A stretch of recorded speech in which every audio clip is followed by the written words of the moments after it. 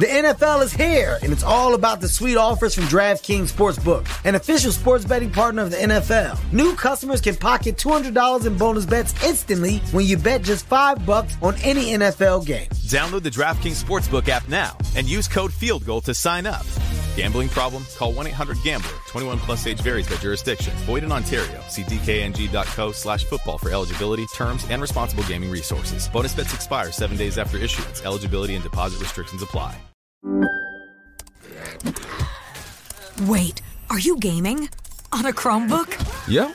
It's got a high-res 120Hz display, plus this killer RGB keyboard. And I can access thousands of games anytime, anywhere. Stop playing. What? Get out of here. Huh? Yeah, I want you to stop playing and get out of here so I can game on that Chromebook. Got it. Discover the ultimate cloud gaming machine. A new kind of Chromebook. NFL Sunday Ticket is now on YouTube and YouTube TV, which means that you can stay close to your team even if you don't live in their town. Like, maybe you're a Raven who married a Seahawk who got a job in the land of the Falcons. With NFL Sunday Ticket, you can watch your team's out-of-market Sunday afternoon games no matter where you live, because you shouldn't have to change teams even if you change towns. NFL Sunday Ticket, now on YouTube and YouTube TV. Go to youtube.com/presale to get $50 off. Terms and embargoes apply. Offer ends 9/19. No refund. Subscription auto renews.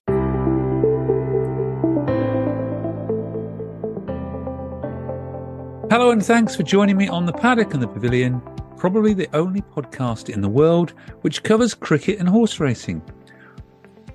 Well, today I have the perfect guest for you. Kim Bailey is a leading national hunt trainer who loves the game of cricket. He even got out of the water this summer to watch the Ashes on TV. Check out his day out fishing with Nicky Henderson. In this episode, you will hear about his passion for the turf and the bat and ball, his thoughts on the Ashes, which he covered regularly in his daily Bailey's blog, how jump racing has changed since he started training in 1978, plus his memories of victories in the Big Three, the Champion Hurdle, the Cheltenham Gold Cup, and the Grand National. It's a treat for followers of both codes as the experienced trainer prepares for the national hunt season to move into top gear. Before we hear from Kim, I would like to hear from you all around the world. The show has recently gained listeners from Portugal, Uganda, and the UAE. Contact me via social media, email the Paddock and the Pavilion at gmail.com, or contact me via my new website, www.stephenwallacemedia.com, to let me know why you enjoy the podcast, where I aim to find the inspiring stories. But let's start by hearing about Kim's love of cricket. Good morning, Kim. Thanks for joining me on the Paddock and the Pavilion. Great pleasure. Well, you've trained the winner of the Grand National, the Cheltenham Gold Cup, and the Champion Hurdle. But to begin with, we're going to talk about your love of the game of cricket. How did that all start? Well, it started at a very early age because I was brought up in Essex. My father used to play a bit of cricket. And I was coached very early on by the cricket academy at that time in Chelmsford. Not that I remember a huge amount about it, but we had quite a good spin bowler at the time, or Essex did, who'd coached me, and I can't remember his name. I meant to look it up, really. But so that was how I started. But then I went on to school and played for the schools. Every school I played for, I was always a middle order batsman who hit the ball quite hard, and at prep school I was an opening bowler. I was also captain of my prep school, and then I went on from there, and I gave up the idea of being a fast bowler because I was far too idle, so I became a slow spin bowler, which was actually in time was more rewarding. But I was the only person probably to get wickets who never spun a ball his entire life. So, who were your early cricketing heroes? Well, Colin Bland was my very early cricketing hero, and I remember going to the Oval and Lords to watch him play for the South Africans all those years ago, and going to watch him practice throwing at one stump, and I just always remember that as being the most extraordinary thing. You know, these balls were thrown in different directions, and he'd run in at great speed and have one stump to aim at. Nine times out of 10, he'd hit the bloody thing, which I thought was absolutely staggering. A remarkable player. What was your fielding like? If you could ask Oliver Sherwood, who was my captain for quite a long time, pretty moderate. I was never very athletic, and I ended up going from the outside of the field to the inside of the field for the very simple reason my reactions were fairly good in slip, but I was far too idle to run too far when I'm going for a catch in the boundary. So did you play a bit of club cricket, and the trainers have an 11 as well? Well, Oliver Sherwood and I were involved in a Lambourne cricket for the best part of 25 years, I think, probably, in the wonderful days when Sunday racing didn't exist.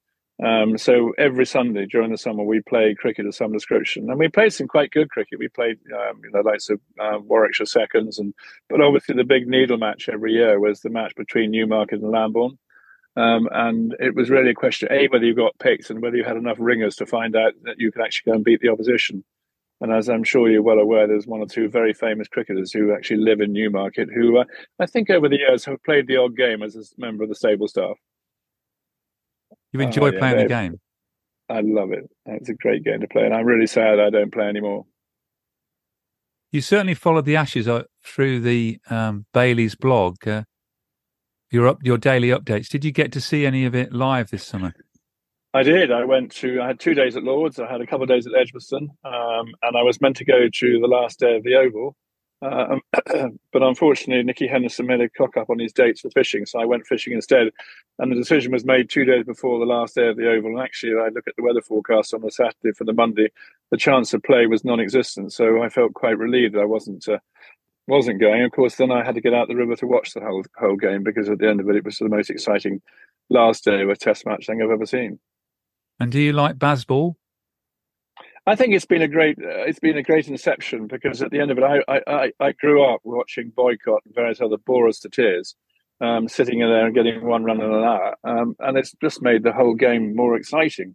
The fact that you've had a summer like we've had this year, when you've had virtually every Test match has gone to 5 days, every day's been a sellout, has got to be unbelievably good for the sport, and it's got a great deal more people into the interest of sport by the fact that it's been so exciting. Did you think it was a fair result to all? I'm like every English person would say we should have won the first 2 tests, but we certainly should have won the first one. And a fair result was not a good idea, but on the end of it, it's just a shame that the Australians held the Ashes and take it home rather than it was here before then. So, but I think one has to look back and say it was a phenomenally good summer for English cricket. What were your personal highlights of the 5-match series? Do you know, there were so many, I think the last day with Broad doing what he was doing, hitting his last 6, getting the last wicket. I love watching fast bowlers. He's been an extraordinary. He and Anderson have been an extraordinary pair for the sport and for the team. And for him to go out, announce his retirement, and go out the way he did, which will go down in history as the greatest retirement day of all time, I would think. And Ben Stokes as a leader, you admire him? Well, I have nothing but admiration for him, because I thought when he was originally picked, he might not have been the ideal choice. And poor chap was having a lot of issues at that particular moment in time. But he and McCullum have set up such a good relationship. He's been absolutely brilliant. He's been able to read the situation, and he's made a few decisions that quite a few people might not agree with. Obviously, declaring early on the first, during the first series. But at the end of it, you have to you take chances to win matches, and I think he's been brilliant for the sport, and he's been an absolute fantastic captain. I can tell how much you love the game. Does going to the cricket, is it relaxing from the day-to-day training in the summer? Well, it's put it this way, during the summer, the television's on when we have cricket, and I find every excuse to make sure that I'm back in the office enough time to be able to watch it. And if I can go, well then, I'm an MCC member, so I go to the MCC when I can go. It's the most enjoyable day to go, and I meet up with friends and we go together, and it's good fun. We were talking off air. Your son is also a good player. Yeah, no, it's been really exciting. He's done very well. He bowls. He was a very good batsman when he was at his prep school. He scored over 100 once and was captain for his prep school. Goes to Morven and then starts playing for Gloucestershire under 14s, and they turn him from being a batsman into a bowler.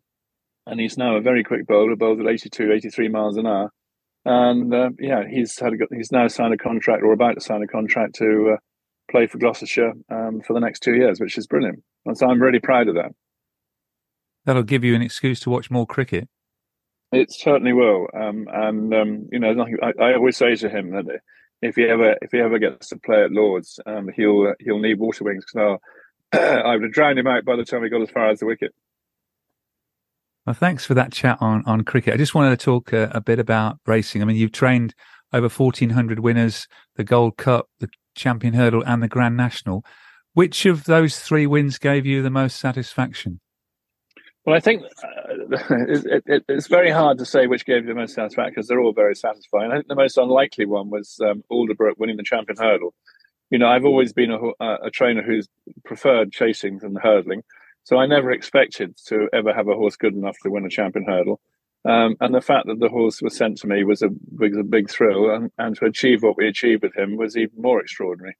It was his 3rd run over hurdles when he wins the Champion Hurdle. And he was a novice. He was an extraordinary individual, a wonderful character, and unbelievably tough. And I think that has to be down of the 3, probably is the one that sticks in my mind as being the most memorable, but for very different reasons. And he came second the following year. Yes, he did, and I've looked at that video so many times to work out how he managed to get beat, but he did. So very upsetting.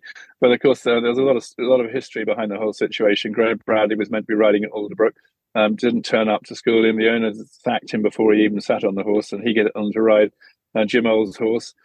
Jim Old was underbidder on Alderbrook, I think, when he was originally bought, and I think I was underbidder on Jim Old's horse. So the whole combination was a bit strange, and I'm thrilled for Jim that he went and beat me, but at the time I probably wasn't. But it was annoying not to win 2 Champion Hurdles. He came out and won a Scottish Champion Hurdle after that as well. So he was a very, very good horse. You will always have the winner of the Grand National with the fastest time, though, with Mr. Frisk. That'll never be broken, because obviously the record, it's the past record now, because the racecourse has changed. It's now a different racecourse. It's slightly shorter, so I suppose the new record is going to be set by somebody who is racing today. But I mean, his record will never get beaten as such, because at the end of it, it was a slightly longer race it is today, and it was unbelievably quick ground. I mean, it was like the proverbial road, and it certainly wouldn't be allowed to happen nowadays. Are those 3 races the races you still aspire to win? Well, I think if you're into your sport and you're into national hunt racing, the Gold Cup is the pinnacle, because that's the best of the best of the best. I mean, the Grand National is an open-ended handicap, and a little bit of luck goes in it, but it's the one race that over a period of time holds the most accolades as far as the general public's concerned, because it's the one race everybody's heard of. And I go back many, many years when I was in Sydney as an 18-19-year-old, when I used to run a restaurant with a chap, and we used to sit there and talk about what we wanted to do in the future. Mine was to win the Grand National. His was to own a chain of restaurants. And when I won the Grand National, I got a letter which arrived to me. It just said, Kim Bailey training the Grand National winner England. It took 10 days to arrive. Inside was a note saying, "Dear Kim, I've only known one Kim Bailey. It must be you. Dreams come true. Many congratulations, Max Whitby." That's a good story. Yeah, and then we keep in touch bizarrely now. I had lunch with him 6 weeks ago, when he was over here, and he's done everything. He's done more than what he hoped. I mean, he's made a lot of money. He's got shares in 80 odd racehorses in Sydney. He's a member of the Sydney Jockey Club. He was like me, a struggling 18, 19-year-old trying to make a living in life, or trying to work out where we're going to go. I bored him to tears about racing, which is probably the reason why he got into it. You mentioned you'd been training a long while. You started back in 1978. How much has it changed since those days? It's changed hugely. It's changed in so many different ways. I mean, the first thing that obviously one has to sit there and think, well, now we have summer racing, which we didn't have before. So we don't really have a season. And beforehand we used to sign off in the end of May and start again the first week in August. And everything closed down. People went on holiday. Stable staff had a holiday. Horses had a holiday. Jockeys had a holiday. And we came back with an awful lot of enthusiasm for the new season. Whether that's right or wrong, that's changed, I don't know. But having said that, these things have changed. The quality of horse is definitely different. Gone are the days when the real big old slow chaser was around. We don't have those now. Many more horses have come out of the flat. Many more horses have been flat bred to go jumping. The quality of racing has improved. The frame of the program book means it's very, very hard to win. A lot of races with a novice. The likes of Mr. Frisk won 6-7 races in his first season. It's very hard to go and do that nowadays. You're framed out of it. And the form of training. Martin Piper's revolutionised everybody's attitude towards training. I've got nothing but admiration for Martin Piper, for a man who he did make everybody sit up and think. And why was he so successful? And it was the hill gallop that made him get his horses fitter than everybody else. And he went through that terrible Cook report, which is one of the most crucifying things anybody could possibly have gone through. It was the jealousy of the sport that made him to prove that he was, as normal as everybody else. But, because he was so successful, people started questioning the fact that he was doing things he shouldn't do, which we all know in hindsight he never did. And I think he was remarkable by the fact that he stuck by his principles and his belief and actually carried on training without being hammered to the ground by the general public and the press at the time. So I think we've become more open. I think the sport has definitely become more public orientated, and we try our hardest now to get the general public behind us. We open our doors more often than we ever did before. I think we've become more welcoming, and communications in a modern term has transformed what it was when I first started. And the stables have got so much bigger, with Gordon Elliott, Willie Mullins, Skelton, Nichols and Henderson. Yeah, I think that's in many respects a slight downside because, when I worked in training, I worked for a chap called Fred Rymel. He was champion trainer. He had 60 horses. Fred Winter was champion trainer. He had 60 horses, and it was a very good number. I think it was absolutely hue and cry when suddenly announced that Arthur Stevenson had 100 horses. No one thought, "Oh my God, how the hell can he train 100 horses?" Well, 100 horses now is a small yard. I do worry that the sport's going to become, a bit like the supermarket and the corner shop. I think Ireland's in a particularly difficult situation at the moment because Willie Mullins is so unbelievably good at his job. Everybody wants to have a horse with him. Then you've got him and Gordon Elliott and Henry de Bromhead. And then outside that, there are some really good trainers who haven't got the horses they should do. I think it's worrying for the sport. And I think it's worrying when you see a novice chase in Dublin with 8 runners, of which 7 trained by one trainer and 1 trained by another. That's not good for the sport.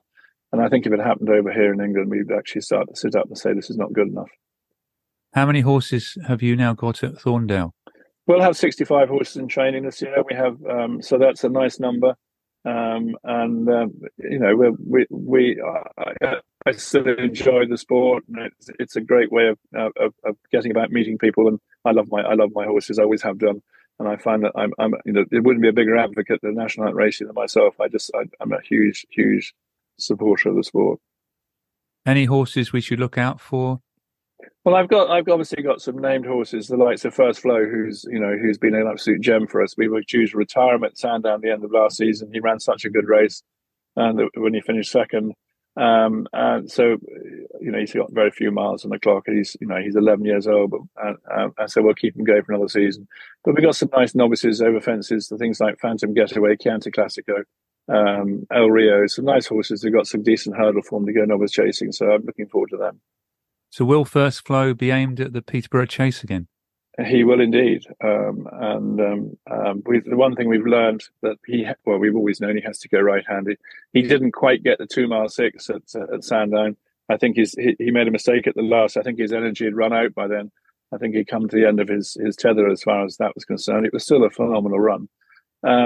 So 2.5 miles is his ideal trip. But he has to go right-handed, and that's the biggest problem we have with him because it makes it very difficult. Because Cheltenham's a non-starter for him.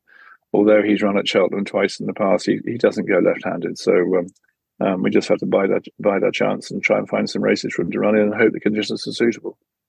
Because he's won the Peterborough Chase in 2021. I think he was 3rd last year. Yeah, he did a remarkable job last year because the ground was too quick for him. If he had the soft ground that he had the season before, it would have been more suitable for him. But he's getting on a bit. There are some young pretenders coming through. It's going to be difficult for him. But I hope that we can win a race for him.